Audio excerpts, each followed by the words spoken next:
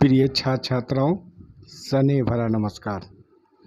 मैं आज सीबीएसई और बीएसईबी के इंटरमीडिएट 12वीं वार्षिक परीक्षा के मनोविज्ञान प्रश्न पत्र हेतु अध्याय 5 के टॉपिक थेरेप्यूटिक अप्रोचेस अर्थात चिकित्सकीय उपागम शीर्षक पाठ से कुछ महत्वपूर्ण वस्तुनिष्ठ प्रश्नों के वैकल्पिक उत्तरों में से सही वैकल्पिक उत्तर को बतलाने जा रहा हूं। वैकल्पिक उत्तर क्रमशः ए, बी, सी तथा डी के रूप में होंगे। आशा करते हैं परीक्षा के दृष्टिकोण से आज का पाठ इंटरमीडिएट 12वीं के परीक्षार्थियों के अतिरिक्त उन सभी अन्य प्रतियोगियों के लिए भी उपयोगी एवं लाभदायक सिद्ध होगा जो मनोविज्ञान विषय से प्रतियोगी परीक्षाओं में शामिल हो रहे हैं। अगर आपने मेरे चैनल को सब्सक्राइब नहीं किया है तो तुरंत सब्सक्राइब कीजिए डॉक्टर सिद्दीकी क्लासेस और बेल आइकन को दबा दीजिए ताकि मनोविज्ञान विषय से संबंधित अध्ययन सामग्री आप सभी को सबसे पहले आसानी से मिल सके। आज के पाठ का पहला वस्तुनिष्ठ प्रश्न इस प्रकार है। प्रश्न आपके सामने है। मानसिक रोगियों की चिकित्सकीय उपचार हेतु जिस प्रविधि का उपयोग किया जाता है उसे क्या कहा जाता है? वैकल्पिक उत्तर ए सम्मोहन हिप्नोटिज्म, बी मनोचिकित्सा साइकोथेरेपी, सी मनोनाटक साइकोड्रामा और डी वैकल्पिक उत्तर है इनमें कोई नहीं। इस प्रश्न का सही उत्तर होगा बी यानी मनोचिकित्सा। अगला प्रश्न आप सभी छात्र छात्राओं के लिए, इनमें कौन मनोगत्यात्मक चिकित्सा साइकोडायनेमिक थेरेपी विधि का प्रतिपादक है? यह प्रश्न भी परीक्षा के दृष्टिकोण से काफ़ी महत्वपूर्ण है, इसलिए छात्र छात्राएं इस प्रश्न के उत्तर को याद रखने की कोशिश करेंगे। प्रश्न को एक बार फिर से दोहराते हैं। इनमें कौन मनोगत्यात्मक चिकित्सा विधि यानी साइकोडायनेमिक थेरेपी टेक्निक का प्रतिपादक है? इस प्रश्न का वैकल्पिक उत्तर ए है यूंग, बी एडलर, सी फ्रायड और डी एल विटमर। इस प्रश्न का सही उत्तर होगा सी यानी फ्रायड। अगला प्रश्न आप सभी छात्र छात्राओं के लिए, इनमें कौन फ्रायड द्वारा प्रतिपादित मनोविश्लेषण विधि यानी साइको एनालिटिक मेथड से संबंधित है? प्रश्न को एक बार फिर से दोहराते हैं। इनमें कौन फ्रायड द्वारा प्रतिपादित मनोविश्लेषण विधि साइको एनालिटिक मेथड से संबंधित है? वैकल्पिक उत्तर ए मनोविश्लेषण व्यक्तित्व का एक सिद्धांत है, बी मनोविश्लेषण एक स्कूल है, सी मनोविश्लेषण चिकित्सा की एक विधि है और डी इनमें सभी। इस प्रश्न का सही वैकल्पिक उत्तर होगा डी इनमें सभी, यानी फ्रायड द्वारा प्रतिपादित मनोविश्लेषण विधि के संबंध में कहा जा सकता है कि यह विधि मनोविश्लेषण व्यक्तित्व का एक सिद्धांत है, यह एक स्कूल है और यह एक चिकित्सा की प्रविधि या टेक्निक है। अगला प्रश्न आप सभी छात्र छात्राओं के लिए, प्रश्न इस प्रकार है। फ्रायड द्वारा प्रतिपादित मनोविश्लेषणात्मक चिकित्सा में सर्वाधिक महत्व दिया जाता है? वैकल्पिक उत्तर ए प्रतिरोध की अवस्था को, बी स्थानांतरण की अवस्था को, सी स्वप्न विश्लेषण की अवस्था को और डी स्वतंत्र साहचर्य की अवस्था को। इस प्रश्न का सही उत्तर होगा सी यानी स्वप्न विश्लेषण की अवस्था को फ्रायड द्वारा प्रतिपादित मनोविश्लेषणात्मक चिकित्सा में सर्वाधिक महत्व दिया जाता है। अगला प्रश्न आप सभी छात्र छात्राओं के लिए, प्रश्न इस प्रकार है। इनमें किस पर व्यवहार चिकित्सा आधारित होता है? छात्राएं ध्यान देंगे, यह प्रश्न भी परीक्षा के दृष्टिकोण से काफी महत्वपूर्ण प्रश्न है। प्रश्न को एक बार फिर से दोहराते हैं। इनमें किस पर व्यवहार चिकित्सा यानी बिहेवियर थेरेपी आधारित होता है? वैकल्पिक उत्तर ए सीखने के सिद्धांतों पर, बी संवेग के सिद्धांतों पर, सी ध्यान के सिद्धांतों पर और डी वैकल्पिक उत्तर है अभिप्रेरणा के सिद्धांतों पर। इस प्रश्न का सही वैकल्पिक उत्तर होगा सीखने के सिद्धांतों पर, ए, जो कि व्यवहार चिकित्सा आधारित होता है।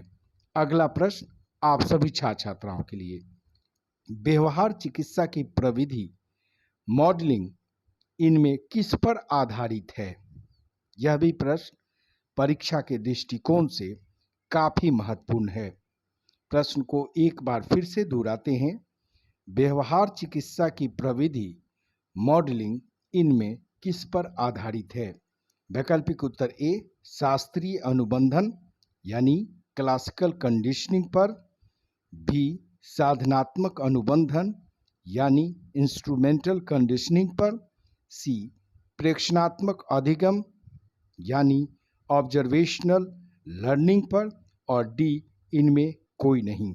इस प्रश्न का सही वैकल्पिक उत्तर होगा सी प्रेक्षणात्मक अधिगम पर, यानी व्यवहार चिकित्सा की प्रविधि जो मॉडलिंग है ये प्रेक्षणात्मक अधिगम या ऑब्जर्वेशनल लर्निंग पर आधारित होती है। अगला प्रश्न आप सभी छात्राओं के लिए, प्रश्न इस प्रकार है। चिंता यानी एंजाइटी को दूर करने के लिए व्यवहार चिकित्सा की प्रविधियों में सर्वाधिक महत्वपूर्ण प्रविधि इनमें कौन है? वैकल्पिक उत्तर ए क्रमबद्ध असंवेदीकरण यानी systematic desensitisation, B modelling technique, C सांकेतिक व्यवस्था प्रविधि टोकन इकोनॉमिक टेक्निक और डी भिरुचि अनुबंधन एवर्सिव कंडीशनिंग। इस प्रश्न का सही वैकल्पिक उत्तर होगा ए क्रमबद्ध असंवेदीकरण। अगला प्रश्न आप सभी छात्राओं के लिए, बेंडूरा ने सर्प दुर्भीति या स्नेक फोबिया को दूर करने के लिए किस प्रविधि का उपयोग किया था? यह प्रश्न भी परीक्षा के दृष्टिकोण से काफी महत्वपूर्ण है। प्रश्न को एक बार फिर से दोहराते हैं। बेंडूरा ने सर्प दुर्भीति यानी स्नेक फोबिया को दूर करने के लिए किस प्रविधि का उपयोग किया था? वैकल्पिक उत्तर ए मॉडलिंग प्रविधि, बी सांकेतिक अर्थव्यवस्था प्रविधि, सी भिरुचि अनुबंधन प्रविधि और डी इनमें कोई नहीं। इस प्रश्न का सही वैकल्पिक उत्तर होगा ए मॉडलिंग प्रविधि। अगला प्रश्न आप सभी छात्राओं के लिए, यह प्रश्न भी काफी महत्वपूर्ण है। प्रश्न इस प्रकार है। रैशनल इमोटिव चिकित्सा रैशनल इमोटिव थेरेपी का प्रतिपादक कौन है? वैकल्पिक उत्तर A Albert Ellis, B Bandura, C Freud और डी यूंग। इस प्रश्न का सही वैकल्पिक उत्तर होगा ए अल्बर्ट एलिस। अगला प्रश्न आप सभी छात्राओं के लिए, रोगी केंद्रित चिकित्सा क्लाइंट सेंट्रेड थेरेपी का प्रतिपादक कौन है? यह भी प्रश्न काफी महत्वपूर्ण है, इसलिए छात्राएं इस प्रश्न के उत्तर को ध्यान से सुनेंगे और याद करने की कोशिश करेंगे। प्रश्न को एक बार फिर से दोहराते हैं। रोगी केंद्रित चिकित्सा क्लाइंट सेंट्रेड थेरेपी का प्रतिपादक कौन है? वैकल्पिक उत्तर ए फ्रायड, बी एडलर, सी कार्ल रोजर्स और डी यूंग। इस प्रश्न का सही उत्तर होगा सी कार्ल रोजर्स। अगला प्रश्न आप सभी छात्राओं के लिए, गेस्टाल्ट चिकित्सा यानी गेस्टाल्ट थेरेपी का प्रतिपादक कौन है? इस प्रश्न का वैकल्पिक उत्तर ए रोलोमे, बी एफ पर्ल्स, सी फ्रायड और डी इगाज मोनिज। इस प्रश्न का सही उत्तर होगा बी F पर्ल्स। अगला प्रश्न, इनमें किसने मनोशल्य चिकित्सा पद्धति यानी साइकोथेरेपी टेक्निक को विकसित किया था? यह भी प्रश्न परीक्षा के दृष्टिकोण से काफी महत्वपूर्ण है। प्रश्न को एक बार फिर से दोहराते हैं। इनमें किसने मनोशल्य चिकित्सा पद्धति यानी साइको सर्जरी टेक्निक को विकसित किया था? इस प्रश्न का वैकल्पिक उत्तर ए कार्ल रोजर्स ने, बी इगास मोनिज ने, सी एडलर ने और डी टीचनर ने। इस प्रश्न का सही वैकल्पिक उत्तर होगा बी इगास मोनिज ने साइको सर्जरी थेरेपी को विकसित किया था।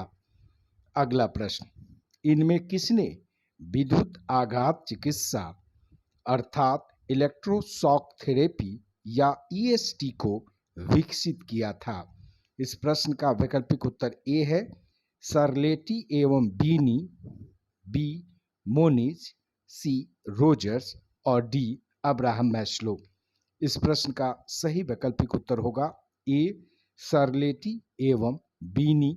इन दोनों ने विद्युत आघात चिकित्सा को विकसित किया था या प्रतिपादित किया था। अगला प्रश्न आप सभी छात्राओं के लिए, परीक्षा के दृष्टिकोण से यह प्रश्न भी काफी महत्वपूर्ण है।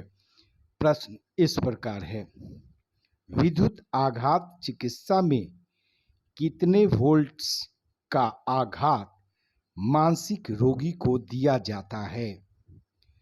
प्रश्न को एक बार फिर से दोहराते हैं। विद्युत आघात चिकित्सा में कितने वोल्ट्स का आघात मानसिक रोगी को दिया जाता है? वैकल्पिक उत्तर ए 0 से 20 वोल्ट्स, बी 20 से 30 वोल्ट्स, सी 70 से 130 वोल्ट्स और डी 200 से 300 वोल्ट्स। इस प्रश्न का सही वैकल्पिक उत्तर होगा सी 70 से 130 वोल्ट्स के विद्युत को ही हम विद्युत चिकित्सकीय प्रविधि में मानसिक रोगियों को देते हैं। अगला प्रश्न आप सभी छात्राओं के लिए, परीक्षा के दृष्टिकोण से ये भी प्रश्न काफी महत्वपूर्ण है। प्रश्न इस प्रकार है, योग यानी योगा के कितने अंग होते हैं? वैकल्पिक उत्तर ए 4, बी 5, सी 7 और डी 8। इस प्रश्न का सही उत्तर होगा डी 8। प्रश्न अगला आप सभी छात्रों के लिए, प्रश्न इस प्रकार है, इनमें कौन योग की पद्धति नहीं है? ए विपाशना, बी आसन, सी प्रत्याहार, डी समाधि। इस प्रश्न का सही वैकल्पिक उत्तर होगा ए विपाशना। ये योग की पद्धति या सिस्टम नहीं है। अगला प्रश्न आप सभी छात्राओं के लिए, प्राणायाम का अर्थ क्या होता है? यह भी प्रश्न काफी महत्वपूर्ण प्रश्न है परीक्षा के दृष्टिकोण से, इसलिए छात्राएं इसके उत्तर को भी याद रखने की कोशिश करेंगे। प्रश्न को एक बार फिर से दोहराते हैं, प्राणायाम का अर्थ क्या होता है? वैकल्पिक उत्तर ए प्राण त्याग देना, बी सांस को रोकना, सी श्वास प्रश्वास का नियमन और डी प्रणाम करना। इस प्रश्न का सही वैकल्पिक उत्तर होगा सी यानी श्वास प्रश्वास का नियमन ही प्राणायाम का अर्थ होता है। अगला प्रश्न आप सभी छात्राओं के लिए, इनमें कौन यम के प्रकारों में सम्मिलित नहीं है? वैकल्पिक उत्तर ए सत्य, बी अहिंसा, सी गृहस्थ और डी अपरिग्रह। इस प्रश्न का सही उत्तर होगा सी गृहस्थ। ये यम के प्रकारों में सम्मिलित नहीं होता है। अगला प्रश्न, इनमें किसने अष्टांग मार्ग यानी 8 फोल्ड पाथ ऑफ योगा को विकसित किया था? प्रश्न बहुत ही महत्वपूर्ण है छात्र छात्राएं ध्यान देंगे इस प्रश्न के उत्तर पर। प्रश्न को एक बार फिर से दोहराते हैं। इनमें किसने अष्टांग मार्ग यानी 8 फोल्ड पाथ ऑफ योगा को प्रतिपादित या विकसित किया था? वैकल्पिक उत्तर ए पतंजलि, बी सुकरात, सी अरस्तु और डी गौतम ऋषि। इस प्रश्न का सही वैकल्पिक उत्तर होगा ये पतंजलि ने ही अष्टांगिक मार्ग को विकसित या प्रतिपादित किया था। अगला प्रश्न आप सभी छात्र छात्राओं के लिए। प्रश्न इस प्रकार है, इनमें कौन संज्ञानात्मक चिकित्सा यानी कॉग्निटिव थेरेपी का प्रतिपादक है? यह भी प्रश्न काफ़ी महत्वपूर्ण है परीक्षा के दृष्टिकोण से, इसलिए छात्र छात्राएं इस प्रश्न के उत्तर को भी ध्यान से सुनेंगे और याद करने की कोशिश करेंगे। प्रश्न को एक बार फिर से दोहराते हैं। इनमें कौन संज्ञानात्मक चिकित्सा यानी कॉग्निटिव थेरेपी का प्रतिपादक है? वैकल्पिक उत्तर ए बेक, बी फ्रीटस पर्ल्स, सी फ्राइड और डी मोनिज। इस प्रश्न का सही वैकल्पिक उत्तर होगा ए बेक। बेक ने ही कॉग्निटिव थेरेपी या संज्ञानात्मक चिकित्सा को प्रतिपादित किया था। अगला प्रश्न आप सभी छात्र छात्राओं के लिए। फ्राइड के अनुसार इनमें कौन अचेतन में जाने का राजमार्ग है? प्रश्न बहुत ही महत्वपूर्ण है, हर परीक्षा के लिए प्रश्न महत्वपूर्ण है, चाहे वो इंटरमीडिएट वार्षिक परीक्षा हो 12वीं की या अन्य प्रतियोगी परीक्षाओं। तो प्रश्न को एक बार फिर से दोहराते हैं। फ्राइड के अनुसार इनमें कौन अचेतन में जाने का राजमार्ग है? ए चेतन, बी अर्धचेतन, सी स्वप्न और डी पराहम। इस प्रश्न का सही वैकल्पिक उत्तर होगा सी, यानी स्वप्न जो होता है इसी से हम अचेतन में जाने के राजमार्ग को प्रशस्त करते हैं। अगला प्रश्न आप सभी छात्र छात्राओं के लिए। अंतर्राष्ट्रीय योग दिवस कब मनाया जाता है? यह भी प्रश्न काफ़ी महत्वपूर्ण है परीक्षा के दृष्टिकोण से, इसलिए छात्र छात्राएं इस प्रश्न के उत्तर को भी याद करने की कोशिश करेंगे। प्रश्न को एक बार फिर दोहराते हैं। अंतर्राष्ट्रीय योग दिवस कब मनाया जाता है? वैकल्पिक उत्तर ए 8 मार्च, बी 10 जून, सी 21 जून और डी 18 दिसंबर। इस प्रश्न का सही उत्तर होगा सी, 21 जून को ही हम अंतर्राष्ट्रीय योग दिवस के रूप में मनाते हैं। और आज के पाठ का अंतिम प्रश्न आप सभी छात्र छात्राओं के लिए। परीक्षा के दृष्टिकोण से यह भी प्रश्न काफ़ी महत्वपूर्ण है। प्रश्न इस प्रकार है, मानवतावादी अनुभवात्मक चिकित्सा यानी ह्यूमनिस्टिक एक्सपीरियंशियल थेरेपी मनोविज्ञान का कौन सा बल या फोर्स है? वैकल्पिक उत्तर ए प्रथम, बी द्वितीय, सी तृतीय और डी इनमें कोई नहीं। इस प्रश्न का सही वैकल्पिक उत्तर होगा सी, यानी तृतीय बल के रूप में हम मानवतावादी अनुभवात्मक चिकित्सा को स्वीकार करते हैं। छात्र छात्राएं ध्यान देंगे, मनोविज्ञान के प्रथम बल को हम मनोगत्यात्मक चिकित्सा के रूप में स्वीकार करते हैं, जबकि द्वितीय बल का संबंध व्यवहार चिकित्सा से होता है और तृतीय बल का संबंध मानवतावादी, अस्तित्ववादी या अनुभवात्मक चिकित्सा के प्रतिपादन से होता है। अब आज का पाठ ये यहीं पर समाप्त होता है। आशा करते हैं आज का पाठ आप सभी छात्र छात्राओं के लिए उपयोगी और लाभदायक सिद्ध होगा। बहुत बहुत धन्यवाद।